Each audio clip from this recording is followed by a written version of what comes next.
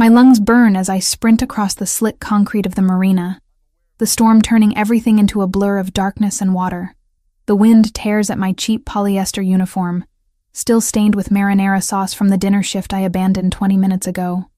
Salt spray mixes with rainwater on my face, and I can taste copper in my mouth from pushing too hard, too fast. I shouldn't be here. Every rational part of my brain screams that this is suicide. But Ethan's voice on the phone keeps replaying in my head. The terror. The way he choked on the words, "They're making me plant a bomb," before someone ripped the phone away.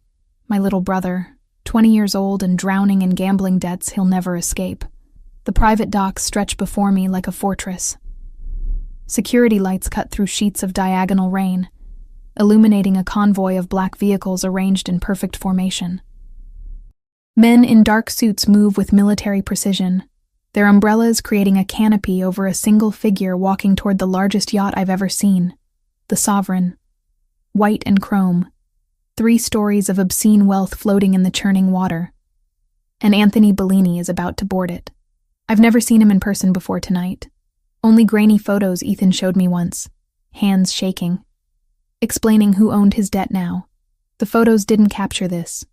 The way people instinctively create space around him. The controlled economy of movement that speaks of absolute confidence. He's tall, broad-shouldered beneath an impeccably tailored charcoal suit that somehow remains crisp despite the weather.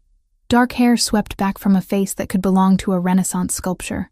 Sharp cheekbones, strong jaw, and eyes so dark they look black from this distance. No scars, no visible weapons.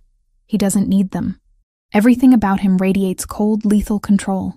I watch as he reaches the gangway, one polished shoe touching the metal ramp. Lightning splits the sky, illuminating the yacht's name in gold lettering. Now or never. I break into a dead run, cutting across the security perimeter.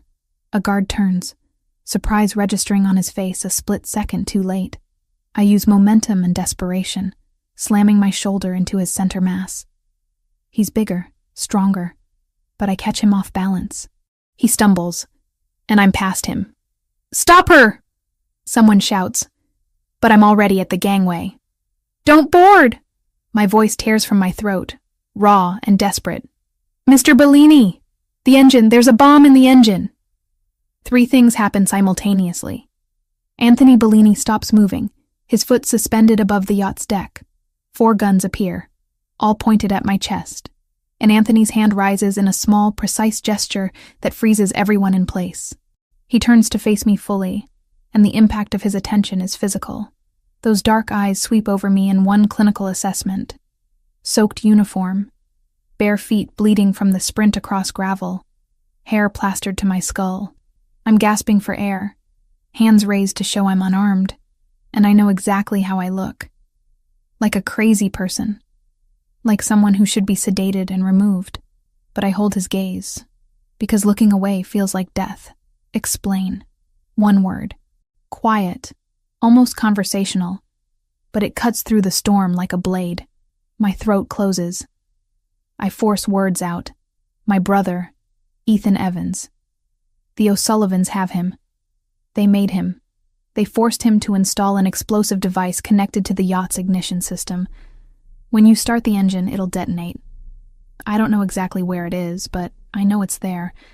Please, you have to check. Silence. He studies me with the same intensity someone might examine a chessboard 3 moves from checkmate. Your brother planted a bomb to kill me, and you're warning me about it. He tilts his head fractionally. Interesting choice. He didn't want to. The words tumble out faster now. They'll kill him if he doesn't. But they'll kill him anyway once it's done. I know they will. He called me. I barely understood, but I heard enough. The ignition system.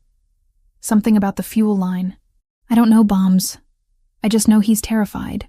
And I can't let anyone die because of him. Anthony doesn't move for a long moment. Water streams off his shoulders, but he seems utterly unconcerned with the storm. Then he turns to the man on his left. Someone built like a concrete wall with gray hair and eyes that have seen too much. "Marco, check it. Every system. Now." Marco nods once and snaps his fingers. 3 men in tactical gear appear from one of the vehicles, moving toward the yacht with practiced efficiency. One of them has a metal detector. Another carries what looks like a portable X-ray machine. Anthony returns his attention to me, and I realize with creeping horror that he hasn't dismissed the guns.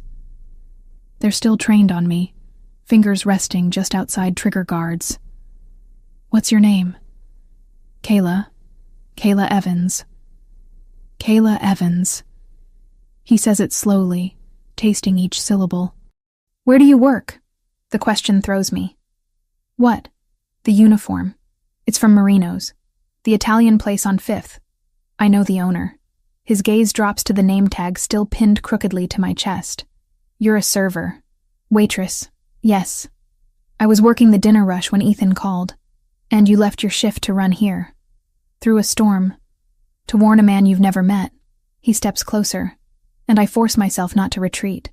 "Why?" "Because it's murder." My voice steadies. "Whatever my brother did, whatever debts he owes, I won't let him become a killer. And you don't deserve to die for someone else's cowardice." Something flickers in those dark eyes. Not warmth exactly. Recognition, maybe. Noble. He stops 2 feet away, close enough that I can smell his cologne beneath the rain. Cedar and something darker. Expensive. Also incredibly stupid. The O'Sullivans will kill you both when they find out you betrayed them. They're going to kill us anyway. I meet his stare, even though my knees are shaking. At least this way I can sleep at night. Assuming you live to see night again. Before I can respond, Marco reappears on the gangway, his expression grim.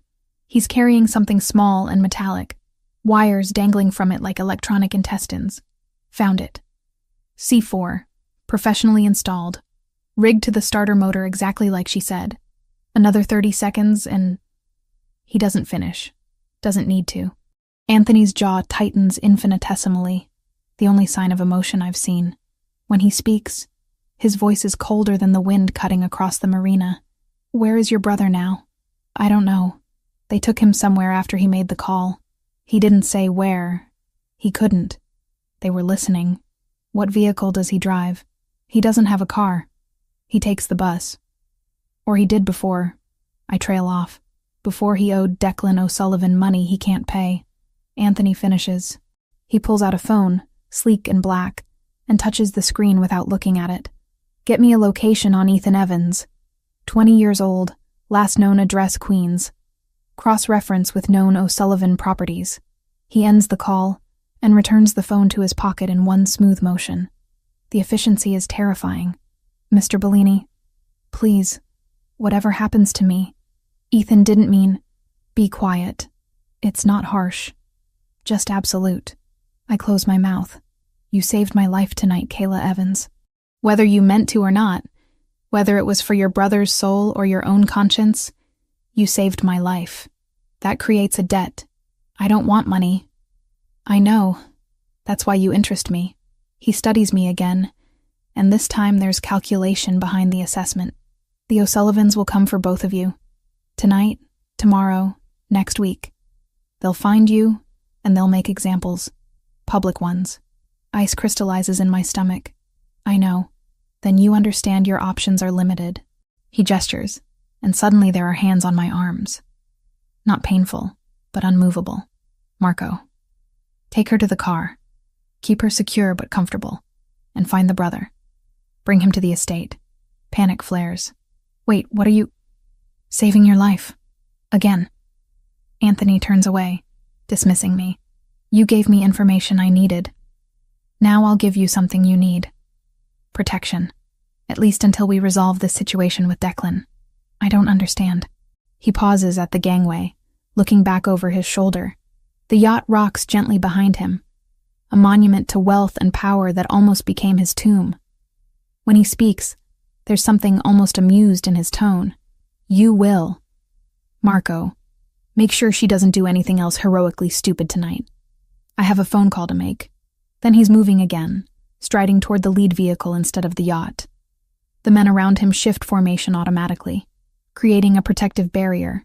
I'm guided, not dragged, toward a different car. The leather interior is warm, dry, Someone hands me a towel. Through the tinted window, I watch Anthony Bellini make a call, his expression carved from stone. Whatever he's saying, whoever he's speaking to, it's a conversation that will change everything. And I realize with crystallizing certainty that I've just traded one type of danger for another. The O'Sullivans wanted us dead. Anthony Bellini wants us alive. I'm not sure which is more frightening. The elevator doesn't feel like it's moving, but the numbers climb steadily. 32 floors in complete silence except for the faint hum of machinery. Marco stands beside me, expressionless, while another guard I haven't been introduced to occupies the opposite corner. Nobody speaks. Nobody looks at me directly. I'm still wearing the damp uniform, though someone draped a wool coat over my shoulders during the car ride. Cashmere, probably. It smells like the same cedar cologne Anthony wears. My feet are wrapped in gauze and tucked into slippers 3 sizes too large. A medic cleaned and bandaged them in the back of the vehicle while we drove through the city, his hands efficient and impersonal. Ethan is alive. They found him in a basement storage unit near the docks, zip-tied to a metal chair with a hood over his head.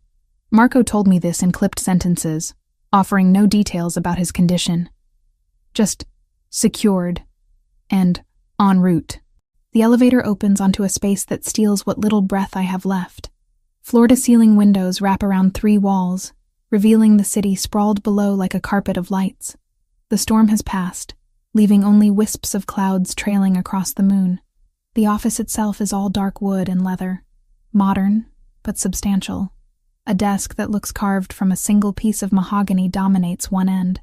Bookshelves line the interior wall, filled with volumes that appear actually read rather than decorative. Anthony Bellini stands at the window, hands clasped behind his back, still wearing the suit from the marina.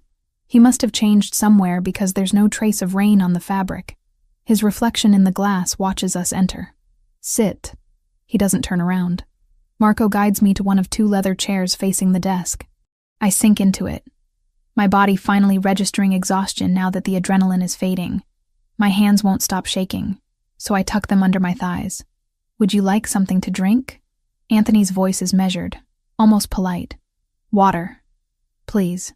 Marco moves to a sidebar and returns with a crystal glass filled with ice water. I accept it with both hands and drain half in one pull. The cold grounds me, sharp and real. Anthony finally turns from the window, moving to the bar himself. He pours 2 fingers of amber liquid into a tumbler. Neat, and then leans against the desk rather than sitting behind it. The casual posture somehow makes him more intimidating. Not less, like a predator confident enough to relax before the kill. Tell me about your brother. It's not a request. I set the glass on the small table beside my chair, careful not to leave a ring. Ethan, 20 years old. He's studying, or he was studying, computer science at community college. Smart kid. Too smart for his own good sometimes. Smart people don't rack up $30,000 in gambling debts before they're old enough to legally drink. The number hits like a fist. 30,000. I knew it was bad, but hearing the actual figure makes the room tilt. He didn't tell me how much. He didn't tell you a lot of things, I imagine. Anthony takes a slow sip of his drink. The O'Sullivans run a poker room in the basement of a restaurant in Queens.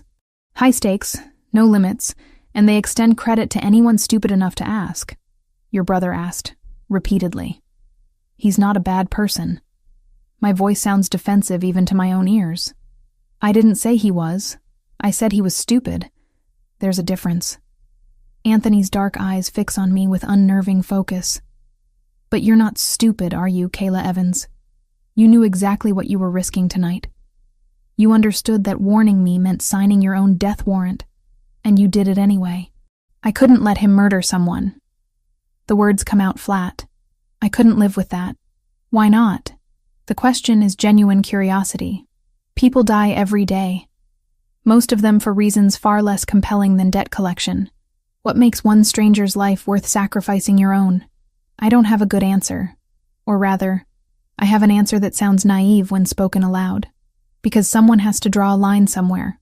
My mother used to say that choosing to do nothing is still a choice. I chose to do something. Your mother. He sets down his drink with deliberate care. She died when you were 17. Cancer. You dropped out of your senior year to care for her, then went back and finished a year late. No college. You've been working service jobs ever since, supporting both yourself and partially supporting Ethan through school. The clinical recitation of my life makes my skin crawl. You had me investigated, already. I had you investigated before Marco finished checking the yacht. I know what you ate for breakfast 3 days ago. I know you're 2 months behind on rent. I know you walked out of a shift tonight without telling your manager, which means you're probably fired. He picks up his drink again, swirling the liquid. I know everything I need to know about you. The question is whether you're smart enough to understand what that means. It means you're dangerous. My pulse hammers in my throat, but I force myself to maintain eye contact. It means you have resources and reach that I can't comprehend. And it means you're deciding right now what to do with 2 people who've complicated your life. Close. The corner of his mouth lifts a fraction. I've already decided what to do with you. I'm waiting for your brother to arrive so I can decide what to do with him. Before I can respond, the elevator chimes. The doors open, and 2 men enter, half dragging a third between them. Ethan's face is swollen on one side, dried blood crusting under his nose. His hands are zip-tied in front of him, and he's shaking so violently he can barely walk. Ethan! I lurch out of the chair, but Marco's hand on my shoulder stops me. Kayla? Ethan's voice cracks. His eyes find mine, wide and terrified. Oh God, Kayla, I'm sorry. I'm so sorry. I didn't know what else to do. Quiet. Anthony doesn't raise his voice, but the command slices through Ethan's babbling. The men dump my brother into the second chair. Ethan curls forward, hunching like he's trying to make himself smaller. Anthony approaches slowly, studying Ethan with the same clinical detachment he used on me.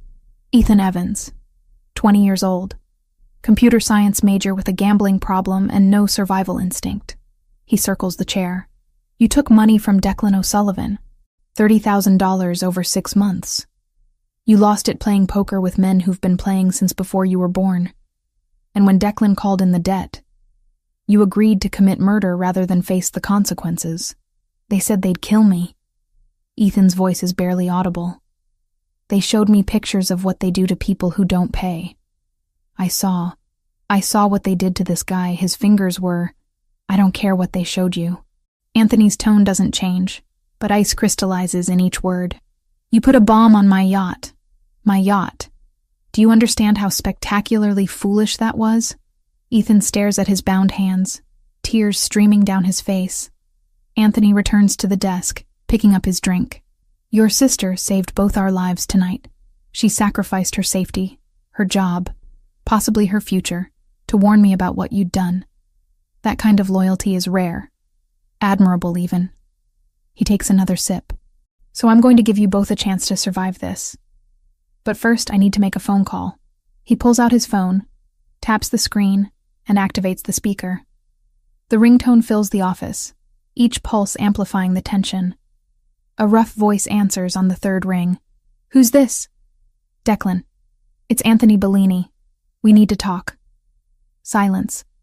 Then a laugh, sharp and humorless. Bellini. Heard you had some excitement at the marina tonight. Shame about your yacht. Hope you weren't planning any trips. Anthony's expression doesn't change. The yacht is fine. The bomb was found and disarmed. Your asset failed. The silence stretches longer this time. When Declan speaks again, the amusement is gone. I don't know what you're talking about. Of course you don't. Just like you don't know Ethan Evans. And you didn't threaten to kill him unless he planted explosives on my property. Anthony's voice remains conversational, almost friendly. But since we're pretending, let me explain something. The Evans siblings are under my protection now. Their debt to you has been purchased by me, along with any claims you might have on their lives or services. You can't just... I already did. The money will be transferred to your account within the hour. $30,000, plus interest at your usual rate. Consider it a business transaction. He pauses, letting the words sink in. But understand this, Declan. If you or anyone associated with you approaches either Kayla or Ethan Evans, if you so much as look in their direction, I will consider it a declaration of war against my family. And we both know how that ends. You're starting a war over 2 nobodies? Declan's voice rises. Over some punk kid and his waitress sister? I'm preventing a war by establishing clear boundaries. The Evanses belong to me now. Touching them means touching me. I trust I'm being clear. Another pause. I can hear breathing on the other end, harsh and angry. Finally, Crystal. Excellent. Enjoy your evening, Declan. Anthony ends the call and pockets the phone in one smooth motion.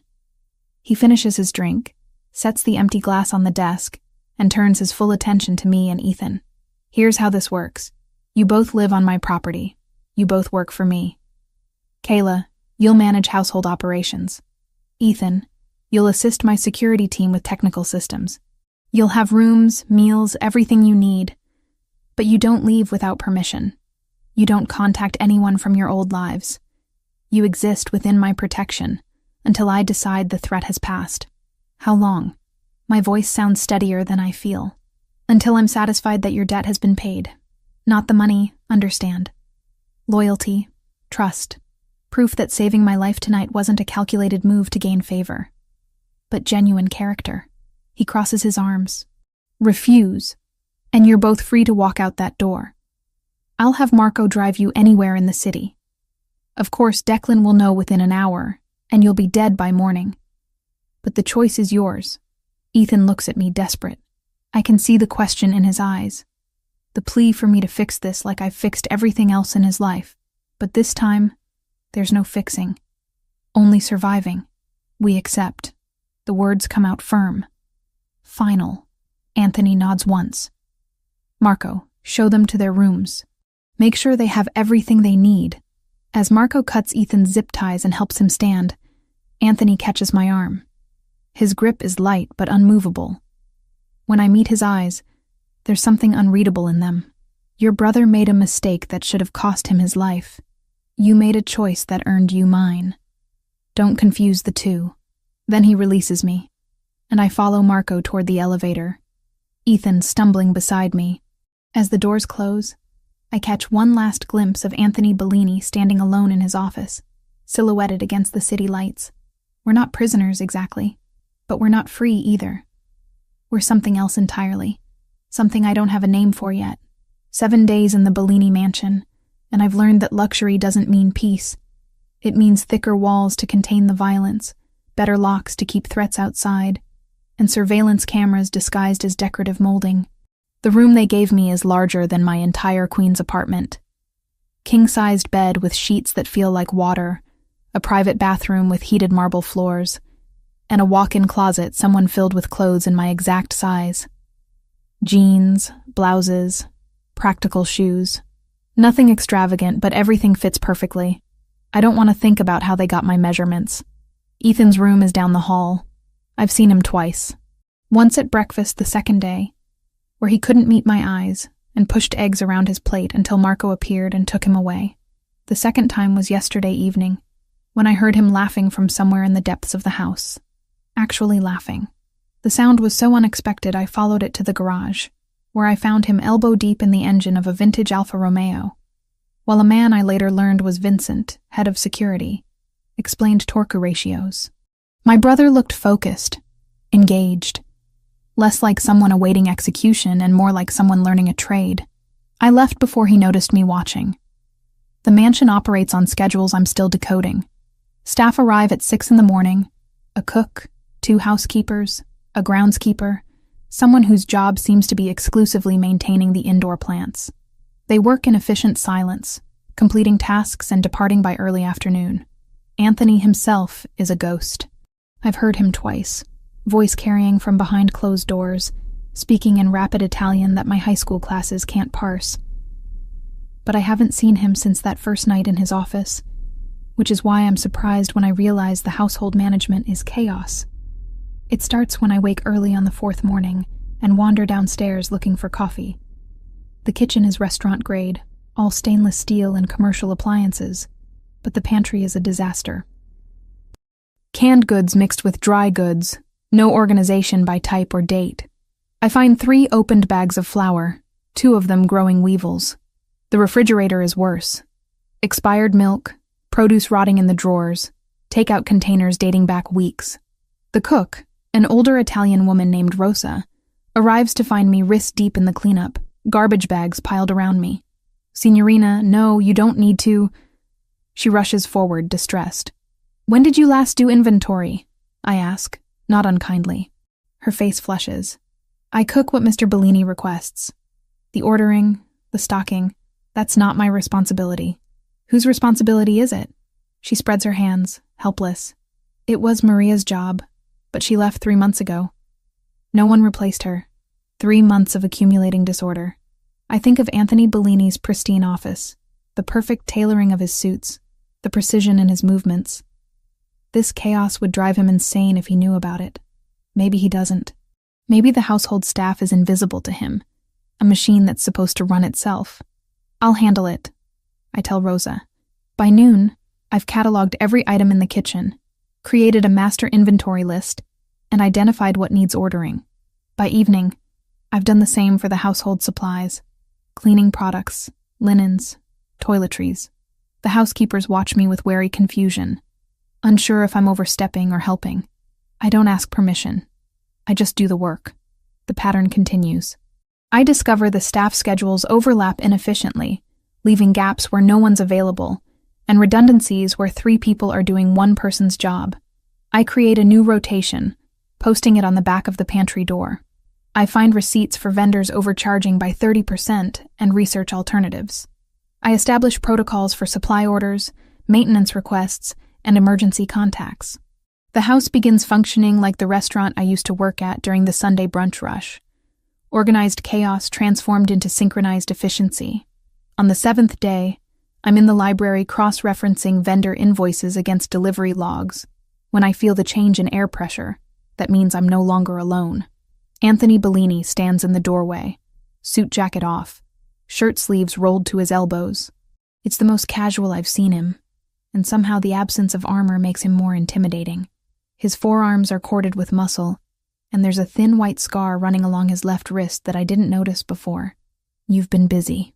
His voice cuts through the silence. I set down my pen carefully, turning in the leather chair to face him. The house was falling apart. I'm aware. He moves into the room, scanning the spreadsheets I've laid across the massive oak table. I've been meaning to hire a house manager for months. Haven't had time to vet candidates properly. You don't need a candidate, you need a system. I gesture at the documents. Your vendors were robbing you blind. Your staff schedules were a mess. And your pantry hadn't been inventoried since last spring. He picks up one of the spreadsheets, dark eyes scanning the columns. Something shifts in his expression. Not surprise exactly. Recognition. You did all this in a week. I did this in 3 days. The rest of the time I've been refining it. I stand, moving to the table to point at specific entries. You were paying 32% over market rate for produce. I found 3 suppliers willing to beat that by 15% with better quality. Your housekeeping service was charging for 5 hours daily, but only working 3. I renegotiated to hourly instead of flat rate. And your security system monitoring subscription was auto-renewing at the promotional rate that expired 2 years ago. Anthony sets down the spreadsheet, studying me instead of the numbers. You could have stayed in your room, read books, watched television, pretended to be a guest. I don't know how to be a guest. The words come out sharper than intended. I know how to work, so I worked. Managing a household isn't payment for protection, Kayla. No, it's proof that I'm useful. That keeping me here is an investment, not charity. I meet his gaze directly. You said the debt would be paid through loyalty and trust. I'm paying it the only way I know how. For a long moment, neither of us speaks. The library feels smaller suddenly. The air charged with something I can't name. Anthony's jaw tightens fractionally, and I watch the muscle jump beneath the skin. Tomorrow you'll meet with my accountant, he says finally. Show him what you've found. He'll implement the changes with proper authority. It's acknowledgement. Approval, even. I nod once. The sound of shattering glass explodes from the front of the house. Anthony moves before the echo fades, his entire body shifting from relaxed to lethal in the span of a heartbeat. He's through the library door and down the hall before I process what happened. I follow, instinct overriding caution. The main foyer is pristine except for the window. One of the tall leaded glass panels that frame the entrance is destroyed, fragments scattered across marble tile. In the center of the destruction sits a brick, gray and unremarkable except for the paper wrapped around it and secured with twine. Marco appears from nowhere, gun drawn, barking orders into a radio. 2 other security personnel materialize, sweeping the perimeter. Anthony stands perfectly still, staring at the brick with an expression I recognize from the marina. Cold, calculating fury. He crouches, picking up the brick with careful hands. The paper unrolls as he removes the twine. Even from 10 feet away, I can read the message scrawled in black marker. Bought the debt, not the grudge. Watch your back, Bellini. Sweep the grounds, Anthony says quietly. Check all cameras for the past hour. Find who did this. Marco holsters his weapon. They're sending a message, testing boundaries. They violated my home. Each word is precisely enunciated, devoid of inflection. That's not a test. That's a declaration. His eyes find mine across the foyer, and something in his expression makes my stomach drop. Not fear directed at me. Fear for me. Take her to the safe room, he tells Marco. I don't need... now. The word is absolute. Final. Marco's hand on my elbow is gentle but unyielding. He guides me toward a section of wall that slides open to reveal a reinforced door with a biometric lock. The room beyond is windowless, furnished with monitors showing every angle of the property. Wait here, Marco says. Don't open this door for anyone except Mr. Bellini or myself. Understood? I nod numbly. The door seals with a hydraulic hiss, and I'm alone with the screens and my racing thoughts. The O'Sullivans aren't backing down. They took Anthony's money but kept the threat. And now they've proven they can reach past his defenses, get close enough to damage property, close enough to hurt the people inside, close enough to hurt me. I watch the monitors as security fans across the grounds, methodical and professional. I watch Anthony in the foyer, still holding the brick, his jaw set in a way that promises retribution. I watch Ethan being escorted from the garage to another secure location, his face pale but composed. We thought accepting Anthony's protection meant safety, but all it did was paint targets on our backs in a war we don't understand and can't fight. 20 minutes pass before the safe room door opens. Anthony enters alone, and the space immediately feels smaller. He doesn't speak, just stands with his back against the wall, arms crossed. They didn't find anyone, I say, not a question. Professional throw. Calculated trajectory to avoid cameras. They were gone before the glass hit the floor. His voice is flat. Declan wants me to know he's watching, that buying your debt didn't buy your safety. So what happens now? Anthony's dark eyes fix on mine with uncomfortable intensity. Now I make a choice. I can send you away. Different city, new identities, enough money to start over. You'd be free of me and free of Declan. 50-50 chance you survive 6 months before someone tracks you down. Or you stay here, closer than before, under constant protection, until I eliminate the threat permanently. He pushes off the wall, closing the distance between us. Keeping you here makes you a target. Sending you away makes you prey. Either option could get you killed.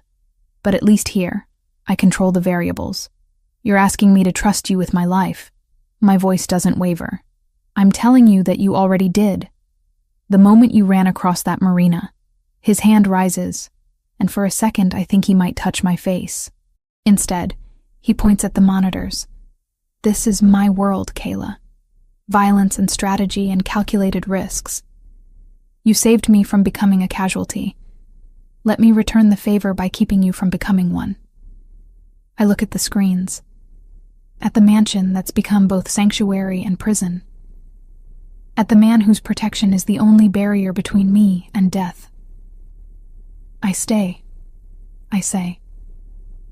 Anthony nods once, something like satisfaction crossing his features.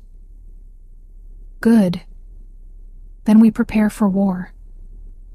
The dress hangs in my closet like an accusation, deep burgundy silk that catches light and transforms it into liquid fire. I've been staring at it for 10 minutes, and it still doesn't feel real. Mr. Bellini requires your presence at the museum gala tonight. Marco delivered the message this morning with his usual economy of words. 7 o'clock. A stylist will arrive at 4 to assist with preparations. I didn't ask why.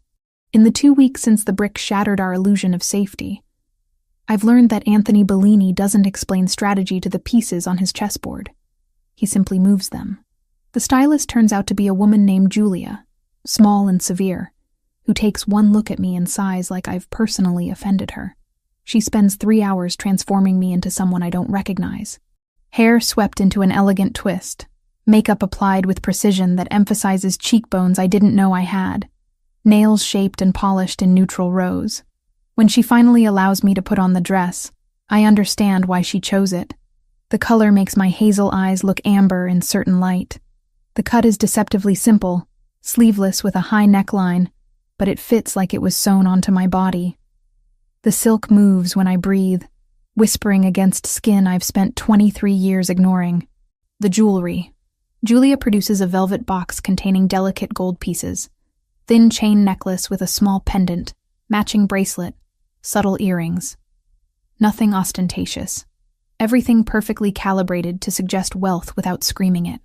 I look like I belong in Anthony Bellini's world. That's the point, I realize. Tonight I'm not Kayla Evans, former waitress. I'm whoever he needs me to be. The door to my room opens without knocking. Anthony enters, stops, and goes completely still. He's wearing black. Suit, shirt, tie, all in varying shades of darkness that make him look like he's carved from obsidian. His hair is styled back from his face, emphasizing the sharp architecture of his features. Those dark eyes sweep over me once, comprehensive and assessing before meeting my gaze. You'll do. 2 words, utterly devoid of inflection, but I catch the fractional tightening of his jaw, the way his hands flex once before he clasps them behind his back. For Anthony Bellini, that's equivalent to a gasp. What exactly am I doing? I turn from the mirror to face him directly. Attending a charity gala. The museum is hosting a fundraiser for arts education. Very public, very visible, very safe. He moves further into the room, and I'm suddenly aware of how intimate this space is. My bedroom, my territory. Except nothing here is actually mine. Declan O'Sullivan will be there. He sits on the museum's board of directors. Understanding crystallizes cold and sharp. You're using me as bait. I'm establishing that you're under my protection in a setting where violence would be inconvenient for everyone involved. He stops 3 feet away. Declan needs to see that threatening you means confronting me. Publicly. Where his reputation is as vulnerable as mine. There are 6 of my people on the floor, 4 more outside, and a response team within minutes, he adds, shifting fully into the cadence I have come to recognize as operational, not personal. I am not throwing you to him, Kayla. I am making sure that when he looks at you, he has to see me, and the cost of underestimating both of us. And if he doesn't care about reputation, then we'll have confirmation that he's abandoned rational strategy for revenge. Either way, I gain information. Anthony tilts his head slightly. You've been observing the security rotations. You've noticed the blind spots in the northeast corner of the property. You've watched Vincent train Ethan in defensive driving techniques. Don't pretend you haven't been preparing for exactly this kind of situation. He's right. I've been paying attention to everything, cataloging details the way I used to memorize table numbers and drink orders. Survival instinct repackaged as situational awareness. What do you need me to do? Be yourself. Watch. Listen. Tell me if you see anything unusual. His voice drops lower. You have good instincts, Kayla. You proved that at the marina. Trust them tonight. Before I can respond, he produces a small earpiece from his pocket. Communication device. Marco will be on the channel, as will 2 other security personnel positioned throughout the venue. If you feel unsafe, say the word sanctuary, and you'll be extracted immediately. I take the earpiece, fitting it into my ear. It's nearly invisible, warm from his hand. Ready? He asks. No, absolutely not. But I nod anyway. The museum is all marble columns and vaulted ceilings, transformed into a garden of lights and flowers for the evening. Hundreds of guests circulate through galleries temporarily cleared of art, replacing paintings with people wearing clothing that costs more than most cars. A string quartet plays something classical and forgettable. Waiters move like ghosts. offering champagne and hors d'oeuvres with practiced invisibility. I recognize that invisibility. I used to be one of them. Anthony's hand settles at the small of my back as we enter. Not possessive, but present, guiding me through introductions to people whose names I immediately forget. Museum directors, city officials, other men in expensive suits who shake Anthony's hand with careful respect. Their wives and dates assess me with varying degrees of curiosity and dismissal. Anthony, darling. A woman in emerald green intercepts us, air kissing near Anthony's cheeks without making contact. So glad you could make it. And who is this lovely creature? Kayla Evans. Kayla, this is Margaret Hartwell, the museum's primary benefactor. I shake her hand, matching her pressure exactly. Beautiful event, Mrs. Hartwell. Please call me Margaret. Any friend of Anthony's is always welcome. Her eyes catalog every detail of my appearance, pricing each element. That dress is stunning. Valentino? I'm not sure, I admit honestly. It was a gift. Margaret's smile sharpens with understanding. How generous. As she glides away, I catch Anthony's reflection in a nearby window. He's watching me with something approaching amusement. You're doing well, he murmurs. So quietly only I can hear. I haven't done anything. Exactly. You're not trying too hard. That's the secret to this world. Confidence and boredom in equal measure. We move deeper into the crowd. I accept champagne from a passing waiter more for something to hold than any desire to drink it. The bubbles tickle my nose, and I take a tiny sip, letting the cold liquid ground me in the moment. That's when I see him. Not Declan O'Sullivan, though I spot him later across the room, distinguished and silver-haired, holding court near a bronze sculpture. No, I see the waiter. Young, maybe 25, carrying a tray of champagne flutes. Nothing unusual about that. Except he's sweating despite the museum's climate control. Except his eyes never quite focus on any guest, always sliding away from direct contact. Except his trajectory through the crowd is deliberate, angling specifically toward where Anthony stands talking to a city councilman. I've worked enough service jobs to recognize the difference between a professional waiter and someone pretending. Professionals move efficiently, take the quickest path, make eye contact to anticipate needs. This man is doing none of those things. He's forcing himself through a script, and the effort shows in every stiff movement. My pulse kicks up. I touch Anthony's arm lightly, interrupting his conversation. Excuse me. I pitch my voice to carry polite apology. I need to borrow him for just a moment. Anthony's eyes flick to mine, reading the tension in my face. He excuses himself smoothly and allows me to guide him 2 steps away. The waiter with the champagne tray, coming from your left. Don't look directly at him. I keep my voice low, casual, like we're discussing the art on the walls. Describe him. Mid-20s, dark hair, white jacket, black tie, carrying 8 flutes moving toward you. He's nervous, wrong kind of nervous, and he keeps checking his watch like he's on a schedule. Anthony's jaw tightens microscopically. Marco. Northwest corner, waiter with champagne. Flag him. The response through the earpiece is immediate. Copy. The waiter is 10 feet away now. 8 feet. He's going to walk directly past us, offer the tray, and whatever is in those glasses will end up in Anthony's hand. I don't think. I just move. My heel catches on absolutely nothing, and I stumble forward with a small cry of surprise. My hand shoots out for balance, connecting with the waiter's elbow. The tray tilts. 8 champagne flutes tumble in slow motion, crystal shattering against marble in a cascade of glass and golden liquid. Oh God, I'm so sorry, I gasp, loud enough for nearby guests to turn and stare. I don't know what happened. The waiter's face goes white, then gray.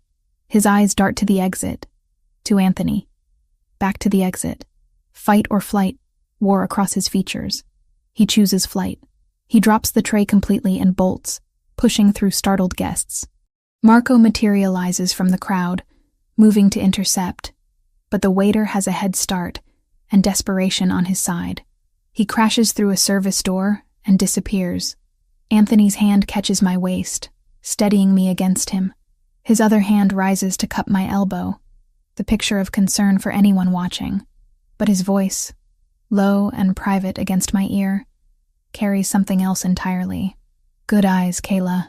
The words send electricity down my spine. Not praise exactly. Recognition. Acknowledgement that I saw something his trained security missed. That my instincts were correct. That I just prevented whatever poison or drug was in those glasses from reaching him. Are you all right? He doesn't move away. And neither do I. We're pressed together in a way that looks protective from the outside, but feels like something else entirely. Heat radiates from him through the thin silk of my dress. I'm fine. Just clumsy. My voice sounds breathless. You've never been clumsy a day in your life. His thumb traces small circles against my waist. Whether conscious or unconscious, I can't tell. Marco. Status? Lost him in the parking structure. Sweeping now. Vehicle descriptions being collected. Anthony's expression doesn't change, but I feel the tension coiling through his body. Secure the perimeter. I want to know who he is by midnight. Guests are beginning to lose interest in the disturbance. Conversations resuming at normal volume. A museum staff member appears with a dustpan, efficiently clearing the broken glass. We should leave. I say quietly. No. Anthony's hand slides from my waist to the small of my back, anchoring me. We stay exactly as long as planned. Leaving early shows fear. We don't give Declan that satisfaction. So we stay. We circulate through galleries, admiring paintings I don't see and sculpture I don't process. Anthony introduces me to more people whose names evaporate the moment they're spoken. But through it all, his hand never leaves the small of my back. That constant pressure, warm and possessive, tethering me to him. And across the room, Declan O'Sullivan watches us with eyes like chips of ice, his expression revealing nothing but his stillness, revealing everything. The message has been sent and received. I'm Anthony Bellini's now, in whatever capacity that means. And tonight, in a room full of witnesses, I proved I'm more than decorative protection. I'm an asset. The question is whether that makes me safer or just paints the target brighter. The bunker smells like filtered air and expensive electronics. 20 feet below the mansion's foundation, surrounded by reinforced concrete and steel, it feels less like a safe room and more like a war room. Banks of monitors display every angle of the property in high definition. 3 desks hold computers running surveillance software, communications equipment, and what looks like tactical planning maps of the city. Anthony strips off his suit jacket the moment the hydraulic door seals behind us, draping it over a chair with uncharacteristic carelessness. He loosens his tie, rolls his sleeves to his elbows, and I'm struck by how much more dangerous he looks when the polish comes off. The controlled violence beneath the expensive tailoring becomes visible in the tension of his shoulders, the precise movements of his hands as he activates systems and pulls up screens. Marco. Status. His voice echoes slightly in the confined space. The response through the speakers is immediate. Perimeter secure. Thermal imaging shows no hostiles within 500 yards. Drone surveillance active. The waiter's vehicle was abandoned 3 blocks from the museum. Stolen plates, wiped clean. We're running facial recognition, but he knew how to avoid the cameras. Keep me updated every 15 minutes. Anthony cuts the connection and turns to the center desk, where surveillance photos are spread in overlapping layers. Faces, locations, timestamps. A map of Declan O'Sullivan's known world. I'm still wearing the burgundy dress, the silk feeling absurd in this utilitarian space. I slip off the heels, the cold floor shocking against my bare feet. The physical discomfort helps me focus. You should sit. Anthony doesn't look up from the photos, but he gestures toward a leather chair designed for long shifts monitoring screens. I've been sitting for 3 hours at that gala, smiling at people who think I'm your latest acquisition. I move to the desk instead, standing across from him. Tell me what we're looking for. His eyes lift, dark and assessing. For a moment, I think he'll dismiss me, send me to sit quietly while he works. Instead, he slides half the photos toward me. Declan's operation is cellular. He doesn't keep all his assets in one location. We've identified 3 properties he definitely uses: an apartment in Midtown, a restaurant in Queens that fronts his gambling operation, and a warehouse near the docks. Anthony taps each location on the city map. but none of them are secure enough for him to hide in during open conflict. He has another location, somewhere we haven't found. I pick up the photos one by one, studying faces and buildings. Men in various states of alertness, some clearly guards, others just associates. Streetscapes that could be anywhere in the 5 boroughs. And buildings, so many buildings. You've been surveilling him for weeks. Not a question. Months, since before you warned me about the yacht. Anthony's jaw tightens. I knew Declan was escalating towards something. I just didn't know what until your brother gave him the opportunity. These are all recent? I gesture at the surveillance photos. Last 2 weeks, since the brick through my window. He leans over the desk, bracing his weight on his palms. The overhead light throws shadows across his face, emphasizing the sharp angles. He's careful. Never goes to the same place twice in a row. Never follows a pattern. But he has to sleep somewhere. Eat somewhere. Plan somewhere. I spread the photos wider, looking for connections. My years waitressing taught me to recognize patterns in chaos, to track multiple tables and predict which customer would need their check before they asked. This is similar. Different scale, lethal consequences, but the same fundamental skill, observation. This one. I pull a photo from the stack. An old industrial building, red brick darkened by decades of grime. The windows are boarded, graffiti covers the lower walls, and a rusted chain-link fence surrounds the property. Where is this? Anthony glances at it. Red Hook. Old fish cannery. Been abandoned for 15 years. We checked it. Structurally unsound. First floor flooded from storm damage. Not viable as a base. I turn the photo, studying the details. The fence, the padlock securing the gate, and there, barely visible in the grainy image, a small detail that sends recognition shooting through my memory. The padlock is new. I point to it. Everything else is corroded, rusted, falling apart. But that padlock is maybe 6 months old. Heavy-duty commercial grade. Anthony moves around the desk, standing close enough that I can feel body heat radiating through his shirt. He takes the photo, examining it more carefully. Could be squatters securing their territory. But his voice carries doubt now. Could be. I meet his eyes. Or it could be someone who wants people to think the building is worthless while they use the parts that aren't flooded. The basement level would be below the water table. If the first floor is flooded, the basement isn't. The certainty in my voice surprises me. I know that building. Ethan used to hide there when he ditched school. He'd take the subway to Red Hook, break in through the fence, and spend hours in what he called the cave. I thought he meant some ground-level storage room. But if the first floor is flooded now, and he was going there 3 years ago, understanding flashes across Anthony's face. The basement is sealed. Concrete sump system, probably built when they were processing fish and needed refrigeration below grade. The flooding is on the main level, but the foundation stays dry. Ethan said nobody ever checked it because from outside it looks destroyed. Perfect place to hide if you want to be overlooked. Anthony sets the photo down carefully, his hands flattening against the desk. He's silent for a long moment, processing the information. When he looks at me, there's something different in his expression. Not gratitude, exactly. Respect. Urban intelligence. His voice is quiet. You know the city the way my security team never will. They see threats and assets. You see details. The kind that come from actually living here, scraping by. Paying attention because your survival depended on it. I'm not doing anything special. Just remembering. Memory is a weapon, Kayla. One of the most dangerous. He's closer now.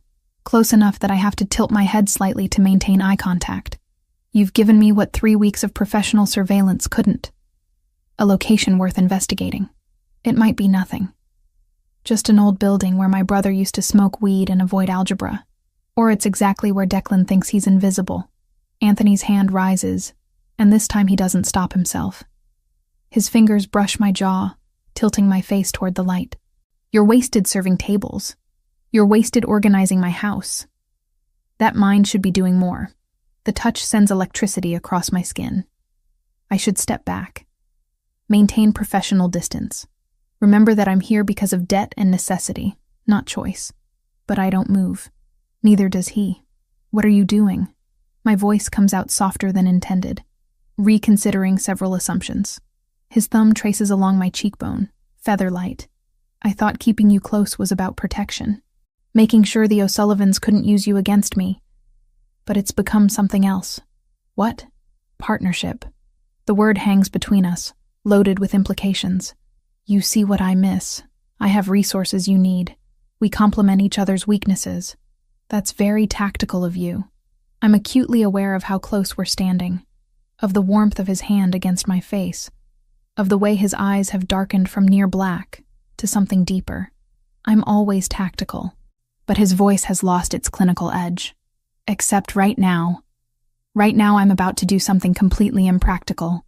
He kisses me. It's not gentle, not tentative or exploratory. It's decisive and thorough, his mouth claiming mine with the same confidence he applies to everything else. One hand stays at my jaw, angling my face precisely where he wants it. The other slides to the small of my back, pulling me flush against him. The silk dress is a useless barrier between us, thin enough to feel every plane of muscle, every point of contact.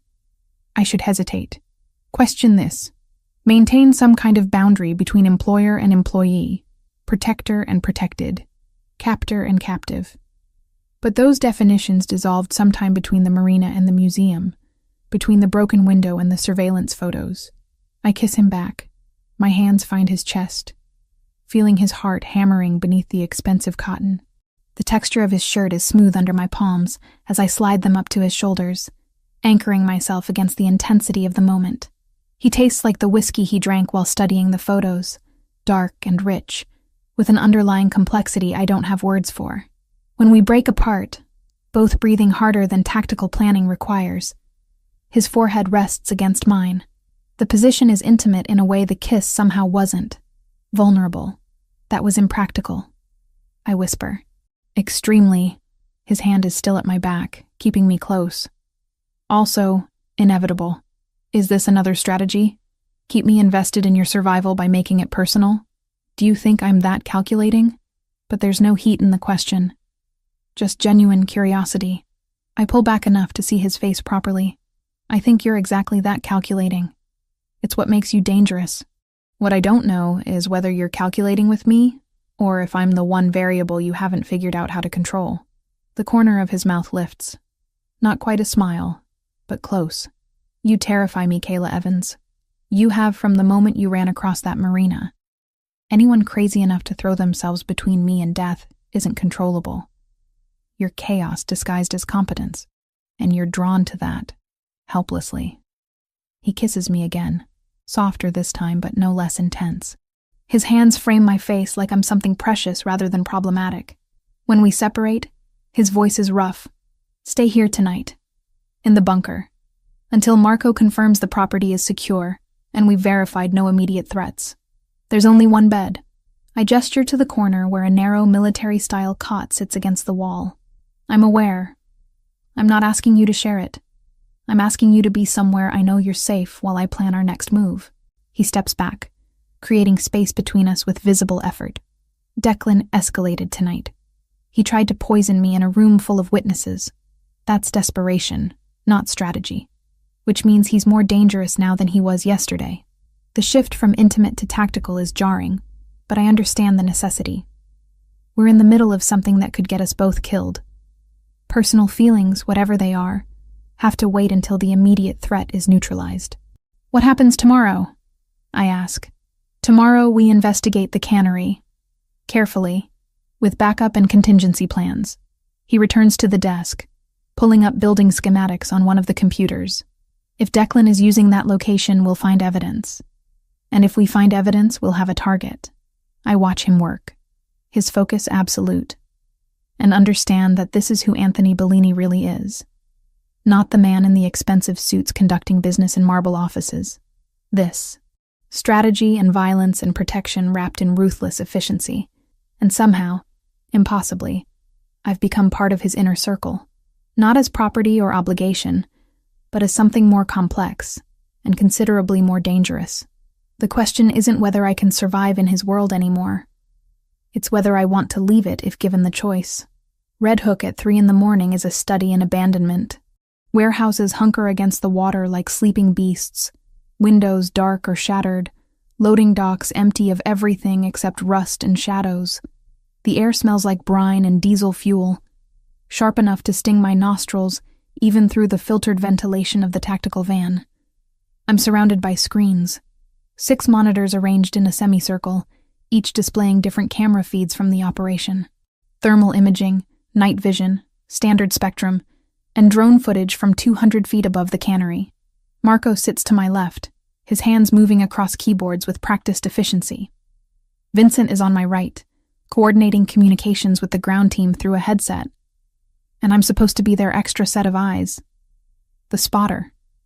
The one who notices what trained professionals might miss because I'm not trained to ignore the unimportant details. Bravo team in position. Vincent's voice is barely above a murmur, but it carries weight. Alpha team holding at the southeast corner. Romeo 1 confirms visual on entrance. Romeo 1 is Ethan. My 20-year-old brother is sitting in an armored vehicle 50 yards from a building that might contain a dozen armed men, serving as the initial observation post. Anthony decided 3 days ago that Ethan's redemption required proving he could function under pressure without collapsing.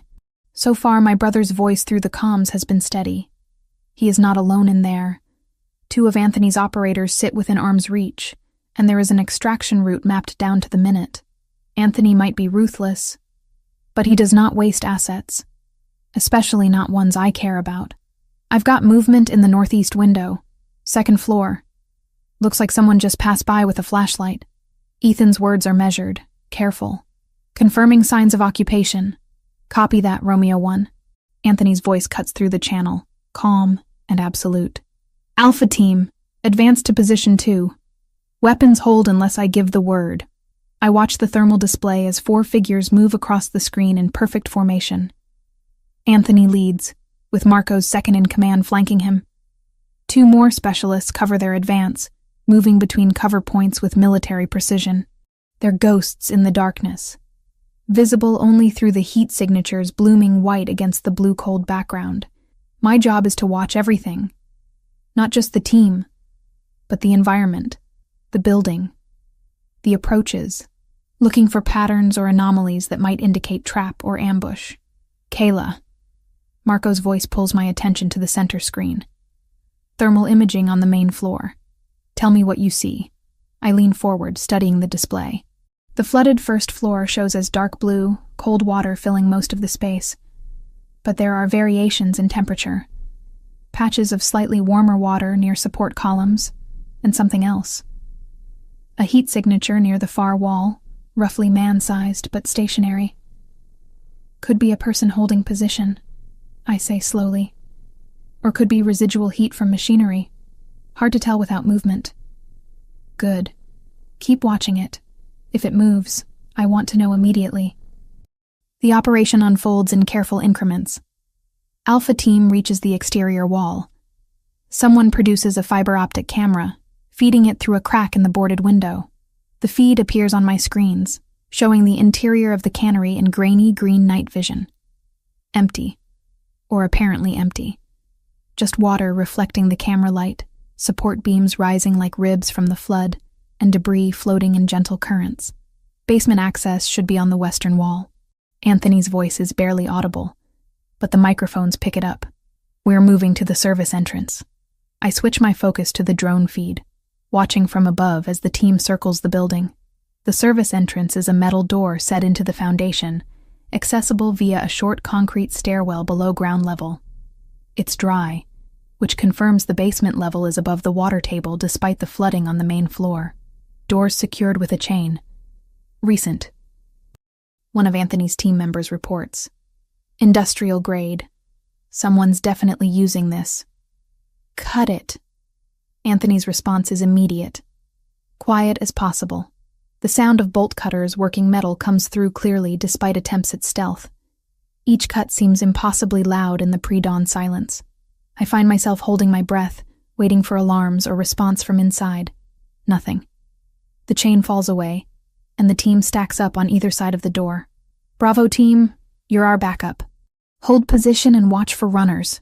Anthony's hand appears in the drone feed, making a countdown gesture. 3 fingers. 2. 1. They breach fast and silent, disappearing into darkness.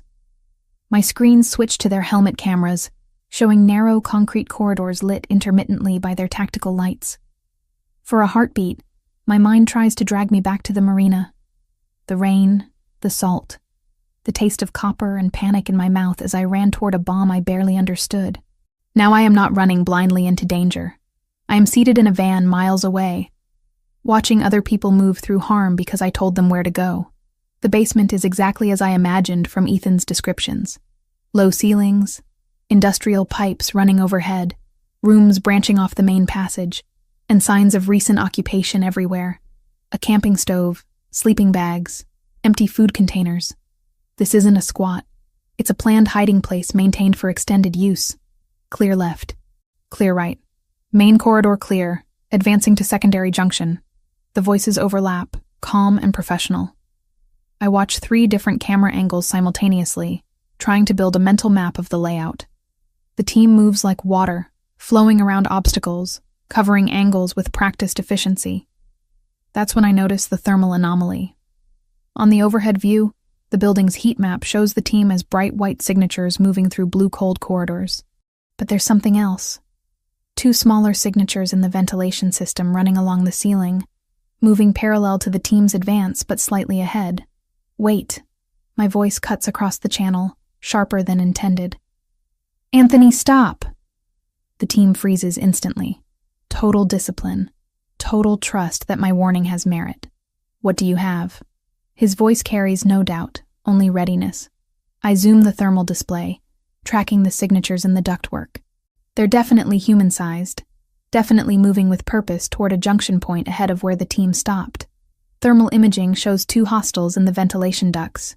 Eastern passage, approximately 15 feet ahead of your current position. I keep my voice steady, clinical, mimicking Marco's earlier tone. They're moving to flank you. Looks like they're heading for the junction where the main corridor splits. Ventilation access points? Anthony directs the question to his team. Multiple ceiling grates, standard commercial size. Someone confirms. I watch the signatures creeping forward. They're going to drop down behind the team, or attack from above when they reach the junction. Classic ambush positioning. They're almost in position. I can hear my heartbeat in my ears. 20 seconds until they reach the intercept point. Copy. Anthony's response is glacier calm. Alpha 2 and 3, suppressed weapons on the ceiling. Wait for my mark. Alpha 4, watch our 6. Nobody moves until I give the word. The team shifts formation. 2 operators aim upward at specific grate positions. The others create a defensive perimeter. Through the helmet cameras, I watch them wait, utterly still, while the thermal signatures above them creep into position. 5 seconds. I count down. 3. 2. They're directly above you. Now. The suppressed weapons fire with soft coughs rather than bangs. The ceiling grates shatter.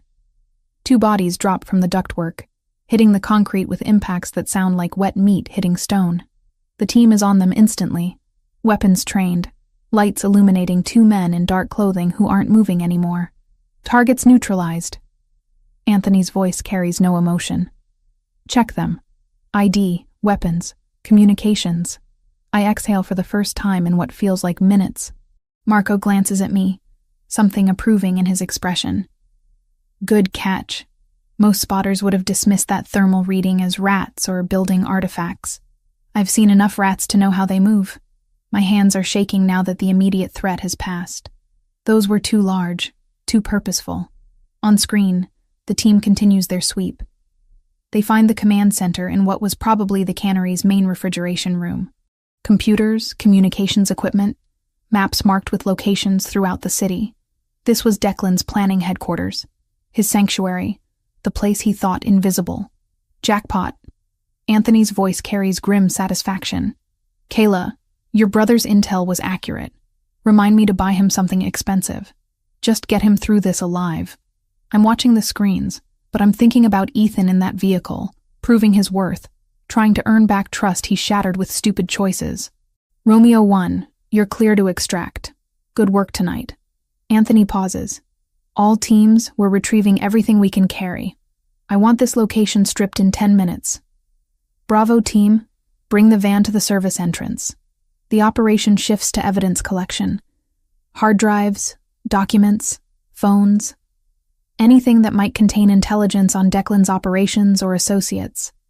The team moves efficiently, loading equipment into cases and hauling it up the stairs. I watch the perimeter feeds, alert for any response. But Red Hook stays dark and silent. Either Declan's people weren't expecting an attack, or they've already fled. Either way, Anthony's gamble paid off. Package secure. We're moving out. Anthony reappears in the drone feed, the last one out of the basement. He pauses at the door, looking back at the building that almost served as his tomb. Then he's moving again, climbing into the tactical vehicle that will bring him back to the command van. Back to me. When the van door opens 10 minutes later, Anthony enters still wearing tactical gear, a vest over his black shirt, holster visible at his hip. His face is smudged with dust, his hair disrupted from the helmet. He's never looked more dangerous or more alive. His eyes find mine across the equipment. Your information. Your observation. We couldn't have done this without you. I just watch screens. But the protest sounds weak even to me. You saw what we missed. That's worth more than 6 more guns. He moves to the monitor bank, studying the replayed footage of the thermal detection. Those men in the ducks would have killed at least 2 of my people before we neutralized them. You saved lives tonight, Kayla. The weight of it settles over me. Not just abstract strategy anymore. Actual lives. People who go home to families because I noticed a thermal signature and trusted my instinct. Vincent claps me on the shoulder once. Welcome to the team, spotter. Marco nods agreement. Even the tactical operators file past, offering quiet acknowledgments. I've earned something tonight. Not just Anthony's trust, but theirs. As the van pulls away from Red Hook, heading back to the mansion through empty pre-dawn streets, Anthony sits beside me. Our shoulders touch in the confined space. His hand finds mine in the darkness between seats, squeezing once. The message is clear. We work. Together. As partners. The factory interior unfolds across 6 monitor screens, each angle revealing layers of rusted machinery and shadows that move with purpose. Anthony's team swept through the building 30 minutes ago in coordinated silence, neutralizing resistance with efficiency that would be beautiful if it weren't so lethal. 4 guards down, restrained with zip ties in the loading bay. 2 more unconscious in the eastern corridor. Declan O'Sullivan's protection dismantled piece by piece until only 1 room remains occupied. The main office. 2nd floor, overlooking what used to be the processing floor. Steel-framed windows that haven't been cleaned in decades. A desk that's somehow both decrepit and functional, covered in papers and technology that doesn't belong in this monument to industrial decay. And Declan O'Sullivan himself, trapped like the predator he is, suddenly realizing he's become prey. Alpha 1 entering final room. Anthony's voice through my headset is steady, clinical. The helmet camera feed shows his gloved hand pushing open the office door, weapon raised in a 2-handed grip that speaks of training far beyond what most civilians ever see. Declan stands behind the desk, hands visible but tense. He's older than his surveillance photos suggested. Silver hair disheveled, expensive shirt torn at the shoulder. Blood stains his left sleeve, though whether from injury or transfer from one of his fallen guards, I can't determine from this angle. Bellini, Declan's voice carries through the audio feed, rough with pain or rage or both. Took you long enough to find me. You made it interesting. Anthony doesn't lower his weapon. The camera view stays locked on Declan's center mass, professional and unwavering. But you were sloppy at the end. Desperate people make mistakes. I watch 3 monitors simultaneously. The main feed from Anthony's helmet, the tactical view from Marco, who's covering the door from the corridor, and the thermal imaging that shows the 2 of them as bright signatures against the cold building, alone in that room while the rest of the team secures the perimeter. Desperate. Declan laughs, sharp and bitter. I'm not the one who started a war over a waitress and her idiot brother. The words land like calculated strikes. I feel Marco glance at me in the van's close quarters, gauging my reaction. I keep my expression neutral, eyes on the screens, even as something cold and angry coils in my chest. You started this war when you put a bomb on my yacht. Anthony's voice doesn't change temperature. Everything after was just consequences finding their natural conclusion. Because of her. Declan emphasizes each word, leaning forward despite the weapon pointed at him. Because some blonde nobody stumbled into your life and turned you soft. The Anthony Bellini I knew 10 years ago would have killed them both the moment they became inconvenient. But now? Now you're playing house with civilians, pretending domesticity doesn't make you weak. The camera doesn't waver. Anthony's breathing stays controlled, measured.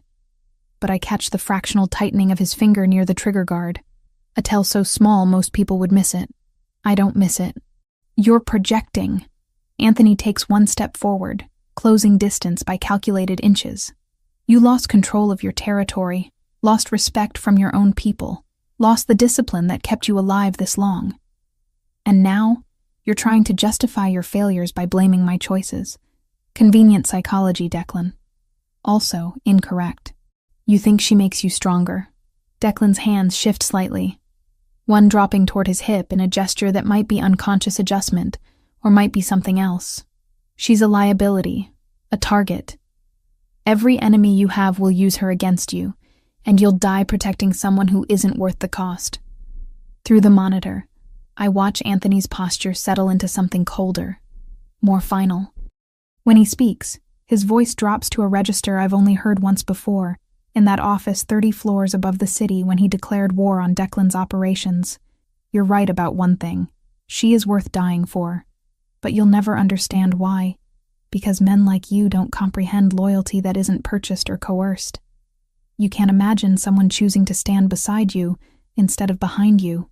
The helmet camera captures Declan's expression, shifting, fear beginning to erode bravado. His weight transfers backward, shoulders hunching in preparation for flight or surrender. We're done here. Anthony's weapon stays trained on center mass. Turn around, hands behind your head. Marco's going to restrain you, and then we're going to have a very long conversation about your operations, your associates, and exactly how we dismantle what's left of your organization. Declan's hands rise slowly, palms visible. His face cycles through calculations, searching for any remaining option. He turns gradually, presenting his back to Anthony, fingers interlacing behind his skull in the universal gesture of surrender. Every instinct I've developed over 3 weeks of watching operations and learning tactical patterns screams wrong. The surrender is too smooth, too practiced. Declan's breathing changes, shallow and quick, like someone preparing for explosive movement, and his right knee bends slightly, weight shifting to his left leg in a way that has nothing to do with casual balance. Anthony. I lean forward, hand covering the microphone to prevent feedback.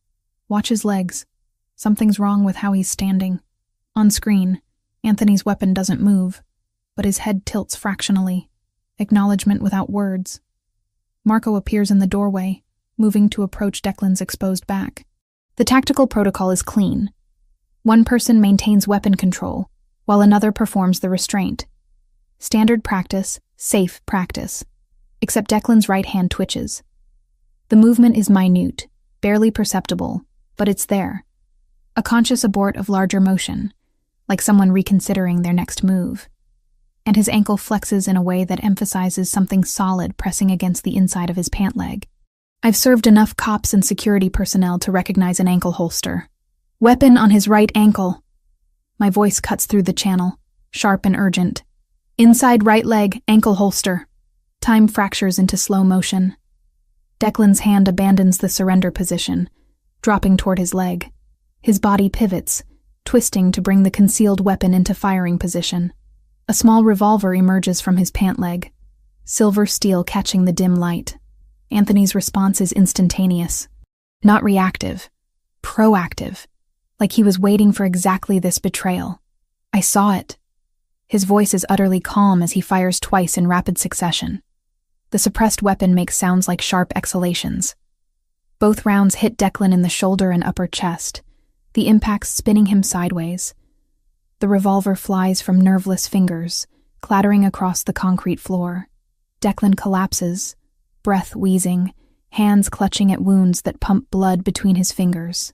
Marco is on him before he finishes falling, kicking the revolver away, pressing Declan face down against the floor. The older man gasps, struggling weakly, but the fight has left him along with dangerous amounts of blood. Medical. Marco's voice is efficient, emotionless. Gunshot trauma. Upper right quadrant. Subject is contained but needs immediate stabilization if we're keeping him alive.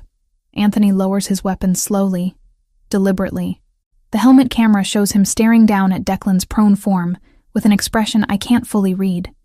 Not satisfaction. Not regret. Something colder and more complex. Secure him. Anthony turns away, holstering his weapon in one fluid motion. Vincent. Status on perimeter? Clear. No additional hostiles detected. Building is ours. Vincent's response crackles through the channel. Then we're done here. Anthony moves toward the door, pausing to look back at Declan one final time. Get him stable enough for transport. He's going to tell us everything he knows, and then he's going to disappear into a hole so deep his own mother wouldn't find him. The helmet camera cuts off as Anthony removes the gear. The remaining feeds show the team moving efficiently through post-operation protocols. Evidence collection, site sanitization, casualty management. Declan is strapped to a stretcher, still conscious but fading, while a medic works to keep him from bleeding out. They stabilize him just enough to keep him conscious, not comfortable. An improvised interrogation room takes shape around the stretcher, medical kit balanced on a crate, plastic sheeting dragged under the metal frame. Marco's voice a low metronome of questions as he presses for names, accounts, safe houses. Declan holds out longer than I expect, and less than he probably promised himself he would. In the end, it's not mercy or a clean arrest that waits for him.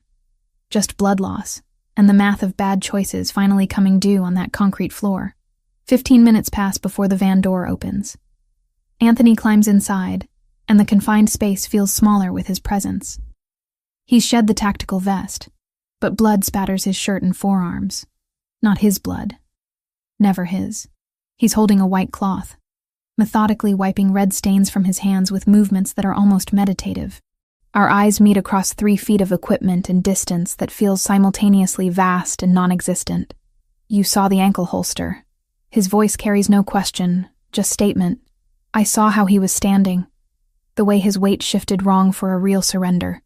I don't look away from the blood on his hands, the evidence of violence he committed without hesitation. I thought you needed warning. I had already clocked the weapon before we entered the room. Thermal imaging showed a heat signature inconsistent with body temperature on his ankle.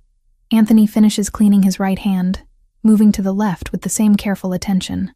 But when you confirmed what I suspected, it gave me certainty. No second guessing. No hesitation that could have cost Marco his life. So you didn't need me. The words come out flatter than intended. Anthony sets down the cloth, his hands clean now, and closes the distance between us.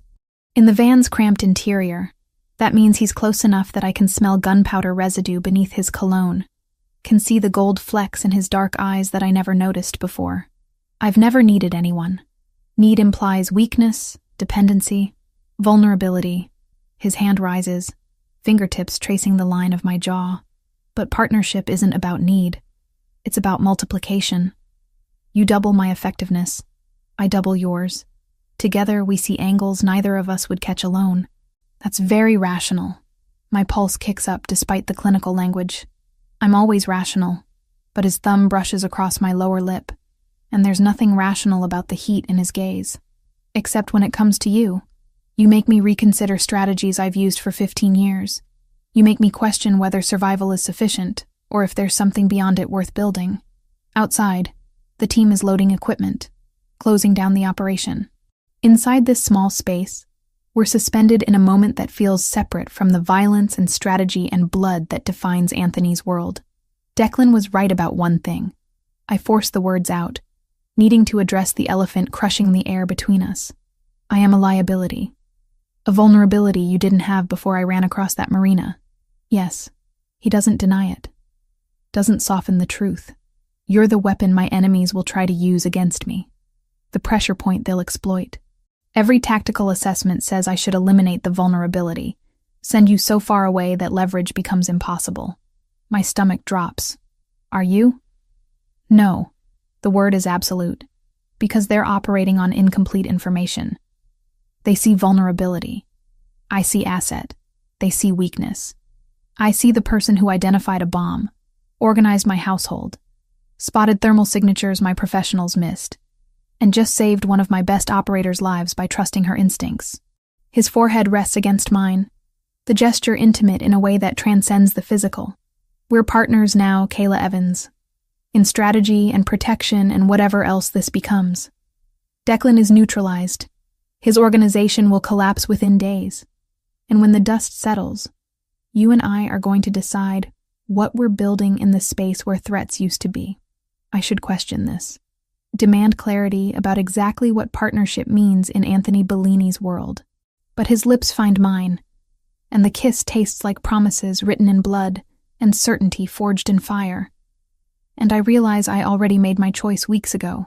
Everything after is just learning to live with the consequences.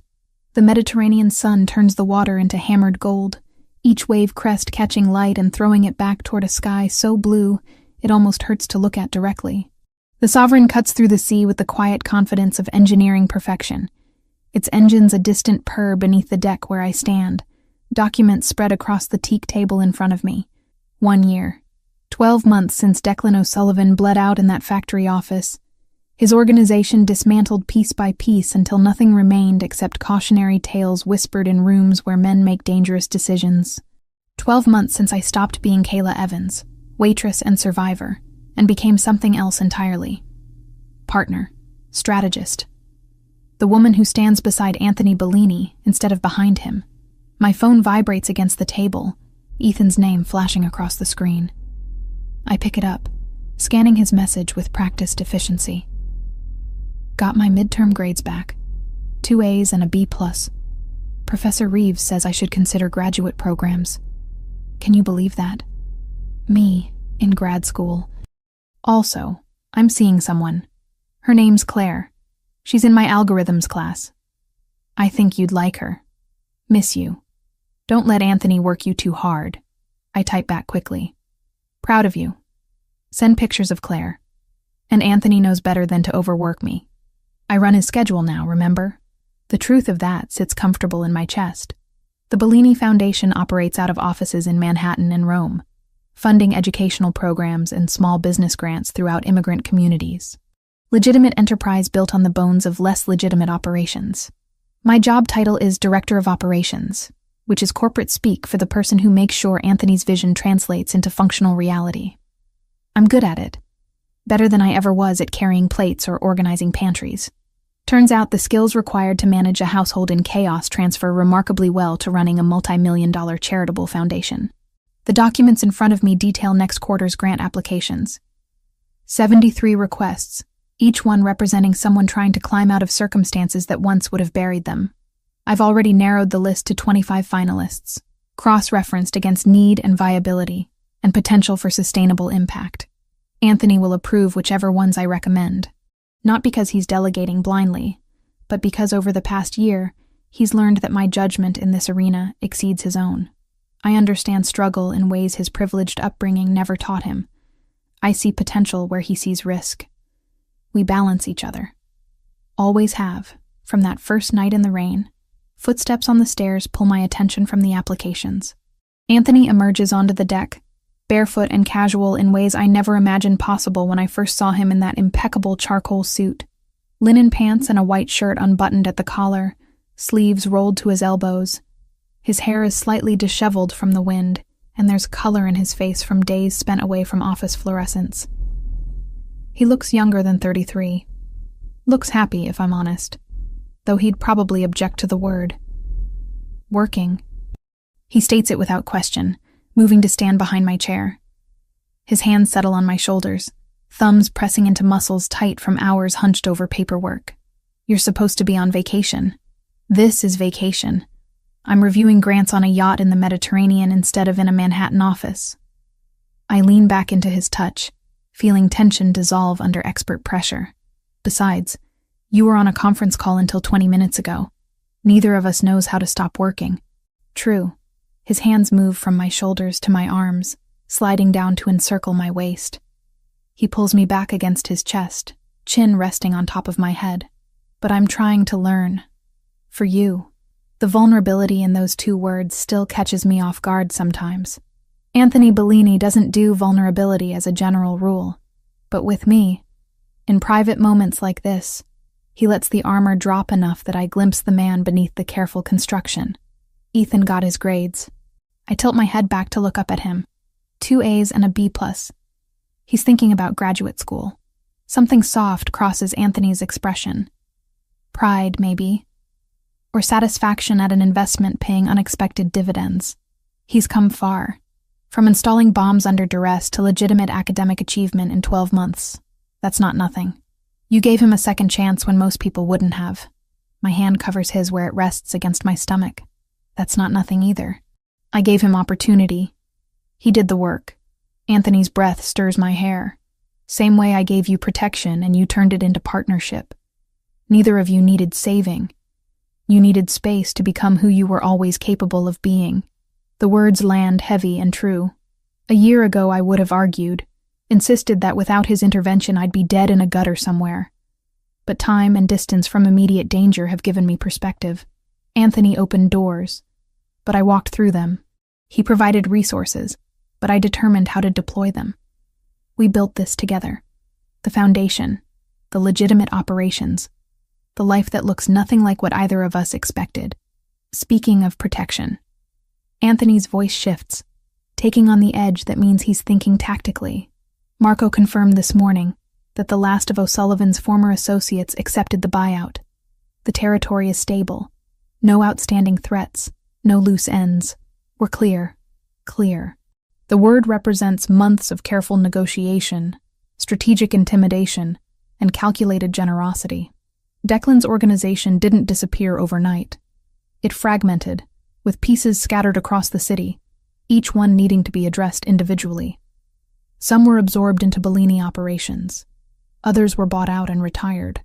A few disappeared in ways I don't ask about because some answers aren't meant for daylight. But the result is the same. The threat is neutralized. The war is over. So we're safe. I let the statement hang between us, testing its weight. As safe as anyone in our position ever is. Anthony's arms tighten fractionally. There will always be new threats, new challenges, but nothing like Declan, nothing personal, just business, which is manageable. I turn in his embrace, needing to see his face. The sun highlights gold in his dark eyes, warm instead of cold. The man who stares back at me isn't the same one who stood on a marina dock a year ago, calculating threats with inhuman precision. He's softer now. Not weak, never weak, but accessible in ways he wasn't before. Do you regret it? The question emerges before I can stop it. Letting me complicate your life. Taking on responsibility for me and Ethan. Building something legitimate instead of staying in the shadows. Anthony's hand rises to cut my face, thumb tracing my cheekbone. I regret nothing. You forced me to evolve beyond simple survival. To consider legacy and meaning instead of just power and control. His mouth curves slightly. Also, you're the best thing that's ever happened to me, though I'll deny saying that if you tell anyone. Your secret's safe, but I'm grinning now, unable to maintain composure against his rare admission. He kisses me then, slow and thorough, tasting like espresso and the peppermint he keeps in his pocket. When we break apart, both breathing heavier than the temperature requires, his expression has shifted to something I recognize. Determination. Purpose. I keep thinking about that night. The storm. You running across the dock barefoot, warning me about the bomb. His hands frame my face, holding me in place. I almost died on this yacht. Would have, if not for you. Almost. I emphasize the word. But you didn't. We didn't. No, we survived. And then we did more than survive. He releases my face, reaching into his pocket, which brings me to something I've been planning for approximately 6 months and 3 days. The velvet box is small, deep blue, expensive in the way that doesn't announce itself. He opens it with hands that don't shake, revealing a ring that stops my breath in my chest. Not a diamond. Sapphire, dark blue like the Mediterranean water surrounding us, set in platinum with smaller stones flanking the center gem. It's elegant and understated and absolutely perfect. Kayla Evans. Anthony's voice carries the same calm authority he uses for tactical planning, like proposing marriage is just another operation requiring precision execution. I'm not going to perform some elaborate romantic gesture. We're past that. You know who I am. You know what my world requires. You've proven you cannot just survive in it, but thrive. He pauses. And for the first time since I've known him, Anthony Bellini looks uncertain, vulnerable. I'm asking you to make it permanent. Legal partnership in addition to practical partnership. Build something that outlasts both of us. Be my wife, my ally, my equal in everything we create going forward. The ring catches sunlight, throwing prismatic colors across the deck. I should consider this carefully. Weigh implications and consequences. Think about what marrying into the Bellini family means legally and strategically and practically. But I don't need time.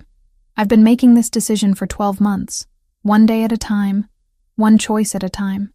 Every morning I woke up in his house. Every strategy session, where our minds synchronized. Every moment of danger navigated together. Yes, the word comes out steady, certain. Absolutely yes. Relief transforms his expression, followed by something fiercer.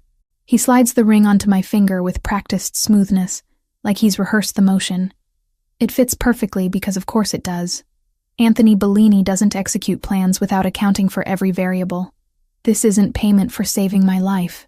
His thumb traces the ring on my hand. It's not obligation or strategy or convenience. It's recognition that I function better with you than without you. That what we've built together is worth protecting, worth formalizing, worth betting my future on. I know. And I do. After a year of watching Anthony operate, I understand how he thinks. This proposal isn't romantic impulse. It's calculated decision backed by evidence and experience and genuine feeling. He probably doesn't have vocabulary for beyond tactical terminology. That's okay. I speak his language now. He kisses me again, and the Mediterranean sun warms my back while the ring warms my hand. And somewhere in the distance, the Sovereign's engines hum their approval. We stay on the deck until evening, planning logistics with the same focus we apply to foundation operations. Small wedding, immediate family only. Ethan will stand up with me. Marco will stand up with Anthony. Nothing extravagant, nothing public. Just legal recognition of what already exists. As the sun sets and stars begin emerging in the darkening sky, I lean against the railing, watching light dance across water. Anthony joins me, his arm around my waist, both of us silent. You realize this is the same yacht where it all started. I break the quiet finally. The Sovereign, scene of the almost crime that brought us together. I'm aware.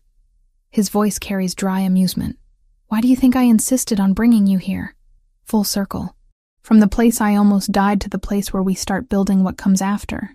It's perfectly Anthony. Tactical and symbolic and deeply meaningful beneath layers of practical reasoning. Think you almost lost just the boat that night? I ask, echoing the conversation I know we need to have. No. His arm tightens. I almost lost considerably more than that. I almost lost the possibility of this. Of you. Of everything that's followed. The admission hangs in the air. Genuine and rare. Anthony doesn't traffic in sentimentality, which makes the moments when emotion breaks through all the more valuable. Good thing I'm terrible at minding my own business. I turn in his arms, facing him fully. Good thing I ran across that marina. Good thing I chose to warn you instead of walking away. Good thing you have terrible survival instincts that somehow keep you alive. He's smiling now. Really smiling. And it transforms his entire face. Good thing I'm possessive enough to keep you anyway. We kiss as the sun finishes setting, and somewhere below deck, the crew prepares dinner. And in New York, Ethan texts his new girlfriend about his family. And in Rome, the foundation staff processes applications that will change lives. The war is over. The threats are managed. The future stretches ahead like the Mediterranean itself, vast and possibility-filled and ours to navigate together. I'm not Kayla Evans anymore, waitress and survivor. I'm becoming Kayla Bellini, partner, strategist, wife. The woman who saved a mafia boss and ended up saving herself in the process. The end.